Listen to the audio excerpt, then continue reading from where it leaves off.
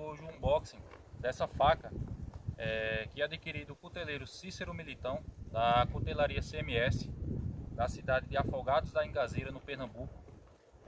Vou estar alterando aí a posição da câmera para os senhores acompanharem, beleza? Segue a gente. Pronto, pessoal, vou estar abrindo aqui a caixa.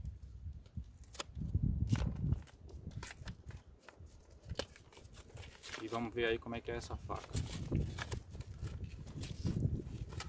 O Cícero, pessoal, ele faz umas facas bem legais, tanto para churrasco, para bushcraft. Eu estive adquirindo essa aqui com ele. Não tem mais nada.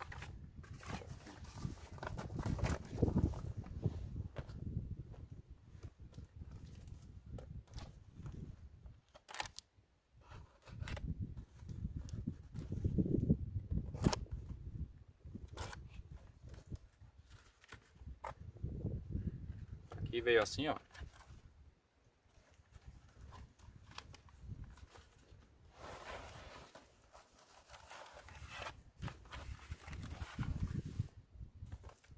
Logo de cara já vi que veio um certificado de propriedade e uma cartinha aqui.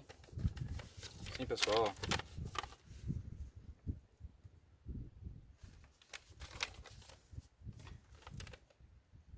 Bem legal.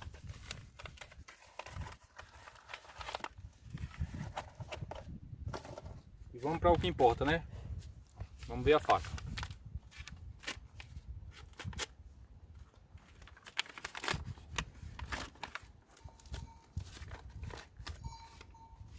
O Cícero falou que ia me mandar uns tiras de couro. Já vi aqui, ó. As tirazinhas de couro pra gente tá fazendo um fiel. Veio dois.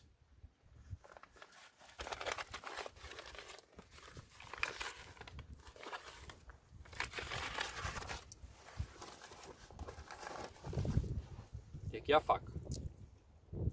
Bem legal. Bainha.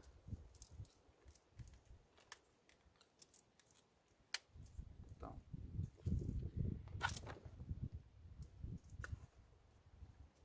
Aqui, pessoal, veio toda embrulhada. Tá tirando aqui pra gente ver aqui.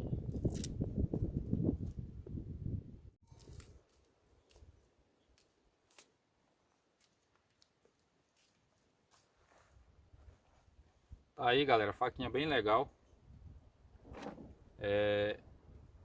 Ela é no estilo Pulco. Muito top. Gostei.